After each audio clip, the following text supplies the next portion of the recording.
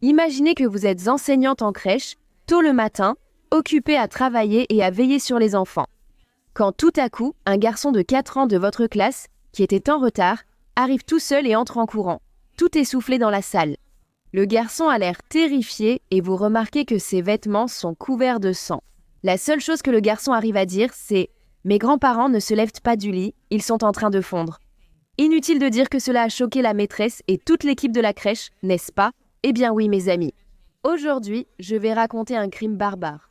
Mais elle va aussi mettre en avant le courage d'un petit garçon de 4 ans qui a survécu et a réussi à aider à découvrir le coupable. Pour tout cela,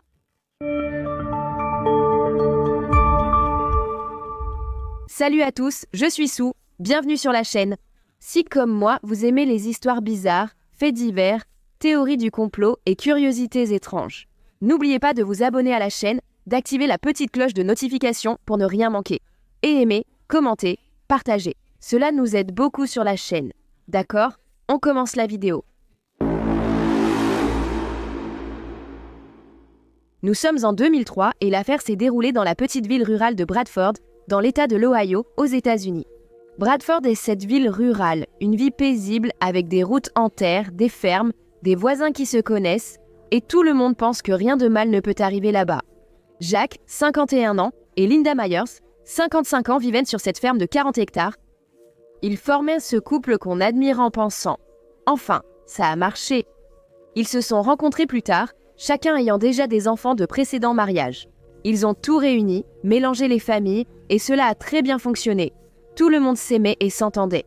Ils étaient mariés depuis environ 7 ans, ils étaient propriétaires d'une pizzeria au centre-ville, et ils étaient bien connus et respectés dans leur communauté et dans leur ferme.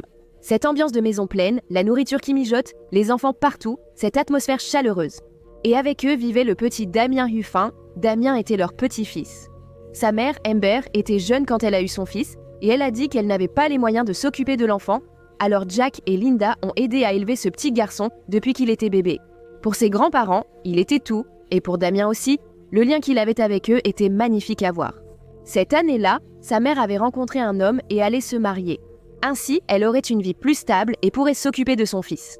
Et l'idée était que, lorsqu'il terminerait la maternelle, il irait officiellement vivre avec elle. Débuter l'école maternelle près de chez sa mère, à moins de 30 minutes de la ferme. Ils allaient continuer à se voir dès qu'ils le pourraient. Mais le 27 mars 2003 arrive, et ce plan échoue déjà, tu vois. À 9h15 du matin, le 911 reçoit un appel étrange de l'autre côté du fil. Une institutrice de maternelle, paniquée, tente d'expliquer ce qui s'est passé. Elle dit que le petit garçon est arrivé à la crèche tout seul, en pyjama et couvert de sang. Il a dit, comme je l'ai mentionné, « Je les ai trouvés en train de fondre ».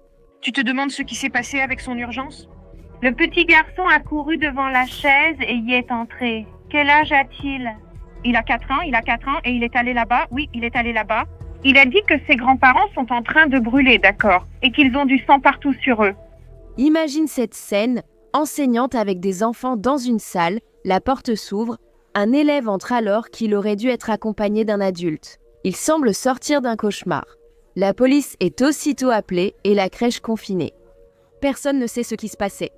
Les enseignantes verrouillent les portes et s'enferment avec les enfants dans les classes. Des voitures de police foncent vers la ferme des Myers et découvrent la porte d'entrée grande ouverte.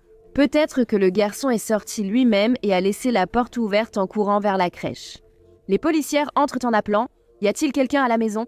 Et oh, le silence, cette maison est bien trop silencieuse. Elles avancent lentement, arme à la main, et arrivent à la porte de la chambre et en l'ouvrant, elles tombent sur une scène digne d'un film d'horreur. Jack et Linda sont dans le lit, tous les deux morts, couverts de sang. Jack a été touché à l'arrière de la tête et sa cervelle était complètement éparpillée sur l'oreiller. Linda avait reçu une balle au visage et sa main présentait un trou, suggérant qu'elle avait tenté de se protéger après avoir été réveillée par le coup de feu tiré sur son mari. Et les corps étaient encore un peu chauds au toucher. Autrement dit, tout cela s'était passé il y a seulement quelques heures. Quelle horreur! La première théorie à laquelle beaucoup de gens pensent, c'est qu'ils ont été cambriolés, mais cette théorie s'est rapidement effondrée. À l'intérieur de la maison, la police découvre de l'argent, des sacs à main et des cartes électroniques. Une enveloppe du dépôt bancaire contenant l'argent de l'affaire de la pizzeria était aussi dans la cuisine, donc cet argent n'a pas été pris. Alors, d'accord, si ce n'est pas un vol, cela indique quelque chose de bien pire. Cela indique quelqu'un qui est entré là avec un objectif clair. Les enquêteurs ont conclu que la personne qui est entrée là est venue pour éliminer le couple. Regardez ça.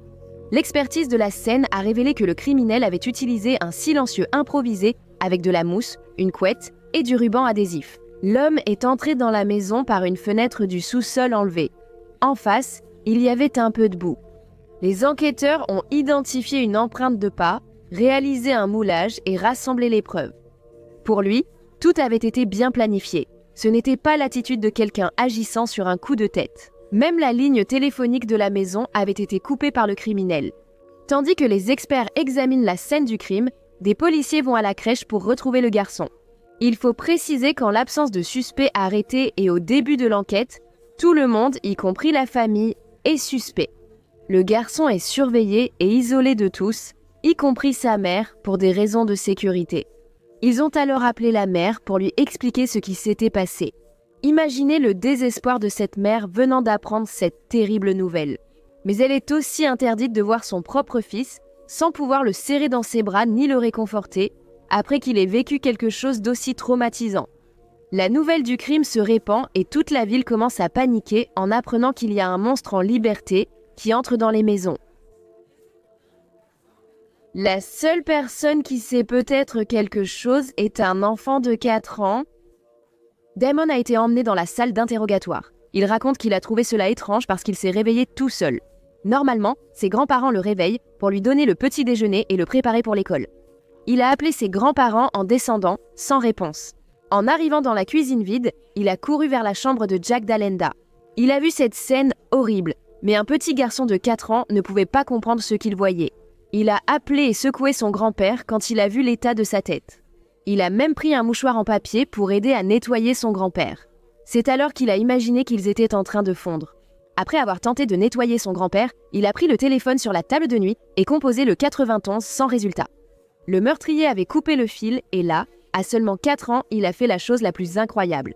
Il a mis ses bottes en caoutchouc et a couru plus de 1,5 km jusqu'à la crèche, l'endroit où il savait qu'il y aurait des adultes. Maintenant, en tant qu'enfant, il a su mémoriser tout le chemin et il a même réussi à courir toute cette distance. Je ne comprends pas. Si ce n'est pas Dieu, alors quoi? Ne me dis pas comment tu t'appelles. Damien Hoffman Myers. Je suis descendue en courant les escaliers et j'ai essayé de réveiller ma mère dans la chambre. Était-il simplement allongé dans le lit ou ailleurs? Allongé dans le lit, fondu, j'ai commencé à pleurer. J'ai voulu appeler le 911, mais je ne l'ai pas fait. Il a commencé à entrer. Ici, toi. Les policiers ont été impressionnés par l'histoire que le gamin a racontée. Mais, là-bas dans la maison, les experts ont aussi trouvé une goutte de sang des victimes dans la chambre de Damon. Pour essayer de découvrir exactement ce qui s'est passé, ils construisent une maquette de la maison avec des petites figurines pour que Damon montre ce qui s'est passé. Et c'est là que l'affaire prend une autre dimension. Regarde bien, parce qu'il révèle quelque chose qu'il n'avait pas dit auparavant. La nuit, il faisait semblant de dormir quand il a entendu sa porte s'ouvrir. Il entrouvre un œil comme ça, un tout petit peu, parce qu'il ne voulait pas qu'on le surprenne réveillé, pensant que c'était sa grand-mère ou son grand-père qui entrait, mais ce n'était pas le cas. Il a vu une silhouette qui portait une combinaison verte. Le garçon l'a décrit comme un monstre vert tenant un fusil. Il n'a vu que les vêtements et l'arme, pas le visage. Il a eu très peur, il a dit qu'il a vu un monstre lui pointer la perceuse. Il est resté immobile, a fermé les yeux et attendu. Quelques minutes plus tard, il les a rouverts et le monstre avait disparu. La police enquête sur les proches de la famille pour déterminer qui aurait eu un motif pour tuer Jack et Linda, dressant ainsi une liste de suspects. En plus de la pizzeria, Jack faisait aussi des affaires avec des voitures d'occasion. Il en achetait, les réparait et les revendait, parfois avec un paiement échelonné, pour aider les gens. Jack était sympa, mais aussi dur et savait se défendre. Quand la personne ne payait pas, il y allait et reprenait la voiture de force. Tu vois? Est-ce qu'un client à qui on a repris sa voiture a voulu se venger? De plus, il possédait des biens en location et avait récemment expulsé des locataires. On peut donc supposer que certains, rancuniers et motivés, auraient pu vouloir éliminer le couple, non? Ils ont enquêté sur cette piste sans rien trouver de significatif. C'est alors que les enquêteurs ont demandé à la famille s'ils avaient un parent qui pourrait vouloir leur faire du mal. Et tout de suite, tout le monde a mentionné un nom, André Huffman, le père biologique du garçon. D'après la famille, il ne versait pas de pension, était en conflit avec Linda et aurait menacé la grand-mère de l'enfant. Cette piste semblait prometteuse et les policiers sont partis à la recherche d'André, mais ils l'ont rapidement écarté comme suspect. Il vivait dans un autre État et avait un alibi solide pour le jour du crime. Il lui était impossible d'aller à Bradford, tuer le couple et revenir à temps pour travailler le lendemain. Donc, il est éliminé comme suspect. Les policiers sont revenus à la case départ. C'est alors qu'un voisin et un ami de Jack et Linda a témoigné et a soulevé un soupçon. Il a dit que cette personne tenait des propos étranges ces dernières semaines et qu'il valait la peine que les enquêteurs approfondissent leurs recherches. Cette personne s'appelle Greg Myers, 25 ans, fils de Jack, issu de son premier mariage. Tu verras, toute la famille a affirmé que Greg ne pouvait pas être impliqué. Très proche de son père, il était poli, marié et père de 2 jeunes enfants. Jack et Greg étaient vus comme les meilleurs amis. Il a même été le témoin au mariage de son père avec Linda. Il a été appelé à témoigner. Il était clairement très abattu par la perte de son père. Il avait des nausées et a demandé un seau au cas où il se sentirait mal pendant l'entretien. Lorsque les détectives lui ont demandé où il était au moment du crime, il a fourni un alibi solide. Il travaillait à environ 50 km de là. Il a affirmé être au travail et a montré une feuille de pointage prouvant son entrée à 5h23. Il y a plus, la chaussure était 2 tailles au-dessus des empreintes retrouvées sur place. La police a fouillé chez lui et au travail pour une arme, des munitions, des vêtements verts, mais n'a rien trouvé. Rien ne semblait le lier à la scène du crime. Certains enquêteurs ont douté du comportement de Greg pendant l'interrogatoire. Bien qu'il ait un alibi et soit arrivé au travail vers 5h du matin, les médecins légistes estiment que le crime a eu lieu entre 4h et 6h du matin, donc, théoriquement, il aurait eu le temps de commettre le crime et d'arriver à cette heure-là au travail. Mais quelle serait la raison pour laquelle Gregory voudrait supprimer son propre père et sa belle-mère? Les enquêteurs ont exploré la vie de Gregory en analysant ses finances. L'histoire a pris une tournure beaucoup plus intéressante. Gregory croulait sous les dettes et peinait à payer ses factures. La maison était sur le point d'être saisie par la banque pour défaut de paiement. Et en plus de tout ça, il manquait le travail à cause de ses problèmes de drogue et d'alcool. C'était ce scénario classique du genre « tout s'effondre », tu vois. Et puis, il y a eu le déclic. Quand la police regarde les papiers du couple, devine ce qu'ils trouvent. Un testament. Le document précise que si Jack et Linda mouraient, la ferme, qui valait une belle somme, irait à Greg. Convaincus d'être sur la bonne voie, les policiers ont exploré tous les itinéraires entre la ferme familiale et le lieu de travail de Greg. Ils devaient, coûte que coûte, trouver l'arme du crime, ou au moins une preuve qui le reliait au crime, n'est-ce pas? Après des jours de recherche, ils finissent enfin par réussir. Un pont au-dessus de la rivière Stillwater, situé sur une petite route reliant la ferme à son travail. Dans la zone peu profonde, la police découvre un fusil de chasse calibre 12 dans son canon. Un morceau de ruban adhésif identique à celui du silencieux artisanal retrouvé a été découvert. Sur la scène du crime, le numéro de série du fusil était effacé. Sauf que le meurtrier ne comptait pas sur 2 choses. La science et une équipe d'enquêteurs compétente. L'arme est confiée à une scientifique médico-légale qui restaure le numéro de série avec une solution acide. Les marques de compression sur le métal peuvent rester sous la couche grattée. Elle parvient à récupérer 5 des 8 chiffres. Ce n'était pas un échec et mat immédiat, car aucun fusil avec ces numéros n'était enregistré au nom de Grégoire lors de la vérification. Ne crois pas qu'ils étaient en sécurité chez eux. Le fleuve leur réservait encore une surprise à 500 mètres. En aval, un sac plastique noir est resté dans les branches. Les policiers ont trouvé dans le sac des gants en latex, des cartouches, une cartouche de fusil, une verte et une paire de baskets. Lorsqu'ils ont été comparés aux empreintes trouvées sur place, le motif de la semelle était cohérent. Mais en réalité, elles étaient 2 tailles en dessous de la pointure que portait Greg. Maintenant, ils devaient réussir à relier ce fusil à Greg. Si quelqu'un voulait acheter une arme sans paperasse, où irait-il l'acheter? Dans les petites annonces du journal local, les enquêteurs examinent les relevés d'appel du téléphone portable de Greg à la recherche de numéros suspects avant le crime. Et c'est ainsi qu'ils ont découvert que Greg avait appelé un homme qui vendait des armes et qui avait passé une annonce dans les petites annonces. Ils se rendent chez l'homme et lui demandent s'il se souvient à qui il a vendu ce fusil. La femme de l'homme sort un petit carnet où elle notait toutes les transactions. Greg Myers était là, compliquant encore sa propre vie. Les policiers montrent plusieurs photos à l'homme et il identifie tout de suite la photo de Greg comme étant l'homme qui a acheté cette machine à faire des trous. Quelques semaines plus tôt. On pourrait croire que Greg était fichu, mais en réalité, il n'avait aucune preuve concrète. Un bon avocat aurait pu tout remettre en cause et Greg aurait pu être innocenté. Ils voulèrent du concret et, encore une fois, la science a apporté la solution. La police réexamine les objets retrouvés dans le sac dans la rivière. Le criminel a utilisé des gants en latex pour éviter de laisser des empreintes sur l'arme ou la scène du crime. Il serait peut-être possible d'extraire une empreinte digitale du gant, mais le sac est resté submergé plusieurs jours. L'eau détruit beaucoup de choses, donc l'espoir de trouver une empreinte digitale était minime. Ils tentent leur chance avec une lumière ultraviolette à l'intérieur et à l'extérieur du gant et découvrent clairement l'empreinte intacte de l'index du tireur sur l'un des gants. Les experts eux-mêmes décrivent cela comme un miracle, et il y a une explication possible. Avant d'enfiler le gant, il a peut-être passé son doigt sur son visage ou son front, et le sébum de la peau est resté sur son doigt. Et cela a aidé l'empreinte à survivre dans l'eau. En analysant l'empreinte, c'était bien celle de Greg, et il y a plus. La police examine les images des armureries locales et obtient une vidéo montrant Greg achetant les munitions utilisées lors du crime. C'était 2 jours avant le meurtre, et le détail macabre, c'est qu'il était avec ses propres jeunes enfants quand il achetait des munitions pour supprimer son propre père. Tu te rends compte? Grâce à ça, la police a reconstitué la chronologie du crime.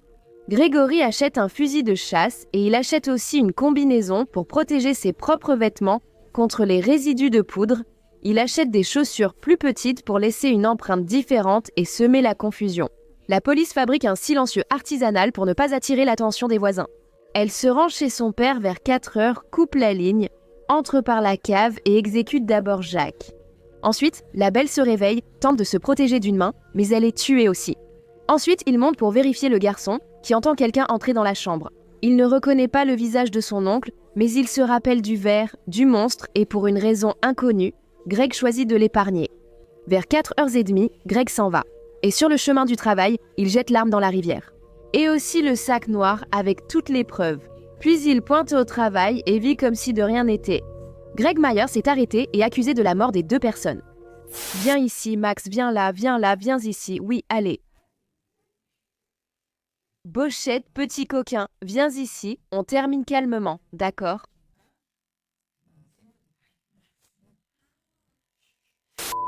Greg Myers est arrêté et accusé de la mort des 2 lors du procès. Toute la famille était au tribunal. Autrefois réunis à la ferme pour partager, les gens se retrouvent maintenant juste pour regarder. Un de leurs proches est jugé pour le meurtre de son père et de sa belle-mère le dernier jour. Non, Max ne mord pas comme ça, non, oh là là, non. Le 27 avril 2004, le jury a déclaré Greg Myers coupable de 2 chefs d'accusation de meurtre qualifié. Il y avait la possibilité qu'il soit condamné à la peine de mort, mais le juge a décidé de lui infliger 2 peines de prison à perpétuité, sans possibilité de libération conditionnelle. Et ce salaud va pourrir en prison. Et j'espère qu'il va vraiment souffrir là-bas, n'est-ce pas? Et au final, ce qui reste pour la famille, c'est cette double douleur, la perte de Jack et de Linda. Et le choc d'accepter que le coupable était quelqu'un de la famille, que tout le monde aimait aussi, alors voilà, mes amis. C'est l'un de ces cas qui prouve qu'il n'existe pas de crime parfait, mais seulement un crime mal enquêté. Je te le dis, quelle fille incroyable. Ce Damon qui a traversé tout ça, a fait tout ce qu'il devait faire, il a couru un marathon pour chercher de l'aide. Après la mort de ses grands-parents, il a vécu avec sa mère et a maintenant une 20aine d'années. Il mène une vie loin des projecteurs et travaille comme peintre dans une entreprise de rénovation de maisons. Voilà, c'est tout, mes amis. Cette histoire est vraiment folle, n'est-ce pas? Vous avez aimé? Laissez un like, commentez et partagez avec les amateurs d'histoires folles. Je ne sais pas ce que Max fait ici, mais nous allons parler. Salut! Un gros bisou à tout le monde, joyeux Noël à vous et restez connectés pour la prochaine vidéo. À bientôt. Garçon, garçon.